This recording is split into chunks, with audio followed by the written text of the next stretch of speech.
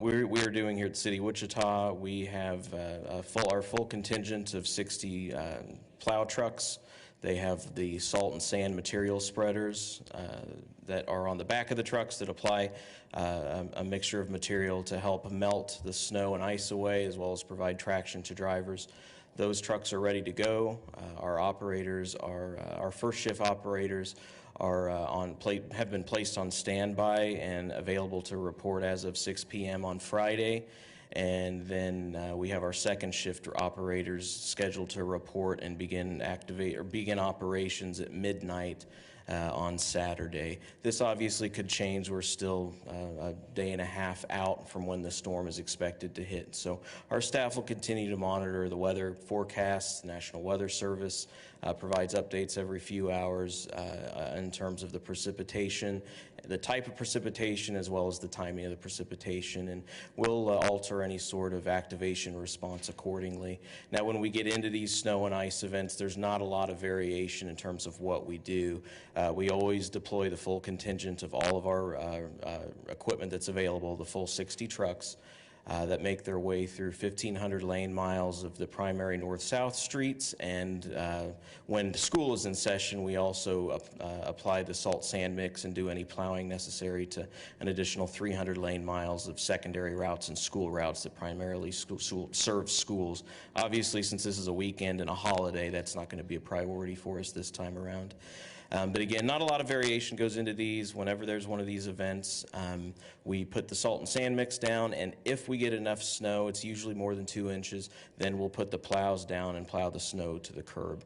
We prefer not to have to plow snow because it significantly slows down the trucks. We can make our way through and provide more material treatment if we don't have to put our plows down.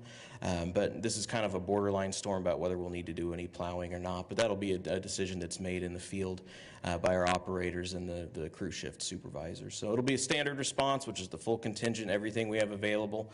We're starting the season here with quite a bit of salt, way more salt than we're probably going to need. We have a lot of reserves. We have everything actively mixed at our 3 dispatch locations. So we're fully ready to respond, and we'll adjust any of our plans that we have right now according to weather forecasts that change.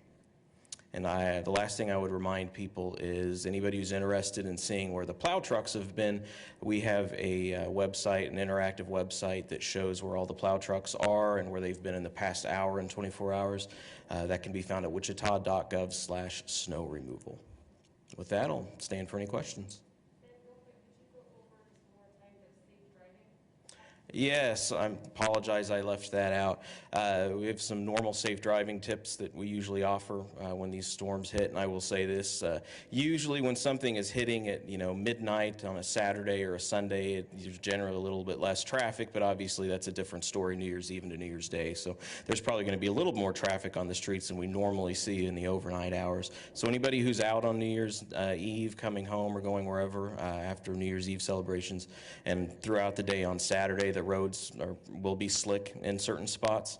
To pay careful attention to any sort of hills, intersections, curves, overpasses. Those are usually the first ones to ice up, and also the last ones sometimes to melt off. Those can be problem areas.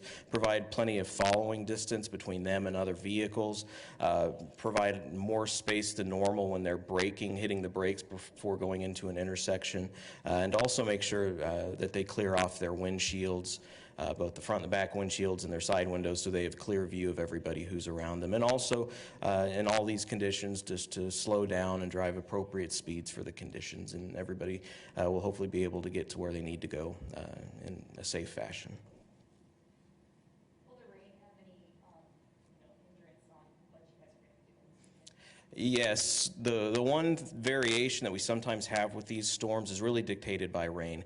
We can apply in advance of winter precipitation what we call brine. It's a saline solution. It's about 3 parts water, 1 part salt. That will normally adhere to the roadway, and then when any snow falls on top of it, it melts off the snow. We apply that in advance of storms when it's going to be just straight snow out of the gate. With this one obviously being, we're expected to receive quite a bit of rain, I believe, before.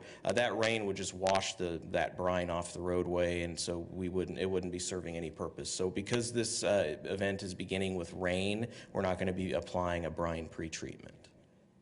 Are you guys concerned at all that this extra traffic is going to get in the way of any trucks that are trying to, clear the roads for safety reasons? We don't have any abnormal concerns about the overnight traffic being a holiday. I will say this, we had the exact same scenario last year. I believe we had something like 6 inches of snow that started right at midnight, so where it's a repeat of last year, but a little less snow. It's always a challenge, obviously, working around vehicles. It's usually more of an issue, though, when we're getting snow in the daytime on a weekday or when schools are in session and normal business is occurring. That's usually when we'll have more traffic around our vehicles. And one of the safe driving tips that I failed to mention is that to give plenty of space if people see plows, especially when they're on those north-south roads, they'll see either 2 or even sometimes 3 plows all in a line, to give plenty of space behind those plows. I know it slows people down because our plows drive slowly, but to give plenty of space to keep themselves safe and also keep the plow drivers safe as well. Then, sorry, did you say that you guys are fully staffed right now? Is that staffing issues a problem? We do not have a staffing issue right now. We need 150 personnel to respond to these storms around the clock, which is what we're going to be doing this time. So about 75 on each shift. We also have, beyond the 150, and I don't have the latest number, something around 168 or so who are total operators available to us.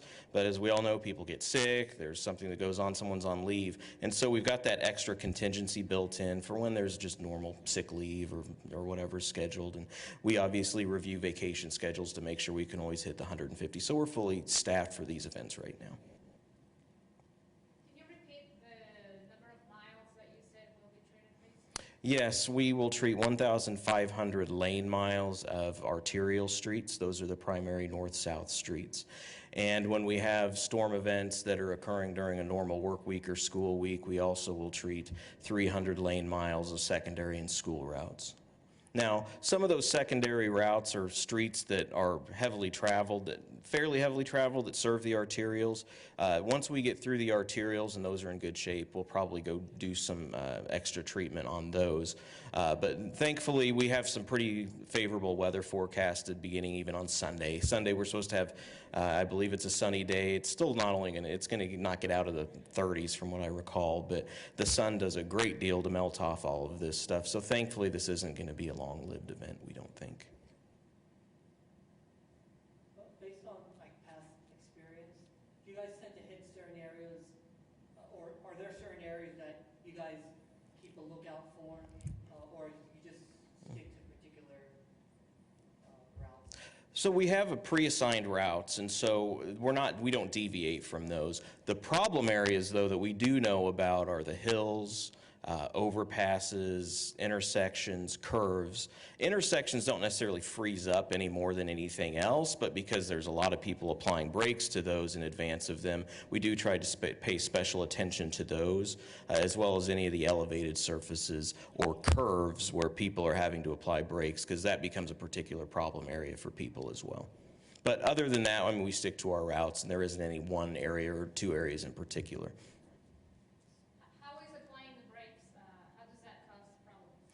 Because if people are applying their brakes and they're going a little too fast for conditions, they can skid and lose control of their vehicles. And so we try to drop plenty of material, a few hundred feet in advance of intersections, so that there's a little bit more traction for people as they're driving. And because a lot of times drivers will be driving and there's plenty of traction when they're not applying the brakes. They hit the brakes, all of a sudden they can't control the vehicle anymore. That's where it becomes a problem. Obviously, intersections are where people are applying their brakes probably most often. Since y'all aren't pre-treating the treatment that y'all are putting down, this happens after the rain and all of that, there's no concern then because there's no pre-treatment, or is there more caution for people driving? No, the material, so we basically have the pre-treatment, the brine, and then we have the, I guess I'd call it the active treatment when the storm's going on. That's pelletized versions of salt along with granules of sand. The salt works really well. When it gets really cold, sometimes we supplement it. The salt that we use normally is a sodium chloride. That works really well when it's, the temperatures are fairly close to freezing. When it gets really, really cold, 10 degrees and below, that really kind of doesn't melt nearly as well. We'll sometimes supplement that with a type of salt called calcium chloride that melts more effectively at those lower temperatures. And again, we'll track the forecast on this one because I think it's kind of borderline about it being really pretty cold, so we may supplement this time around as well. So that, since it's pelletized, that really, it does not stick into the roadway and washing off. It obviously washes off somewhat, but we're going through there actively applying more and more throughout the storm. That, plus the fact that when people drive on that salt as well as the sand, it provides some mechanical friction against any snow or ice that are on the roadway, and that serves to break it up as well.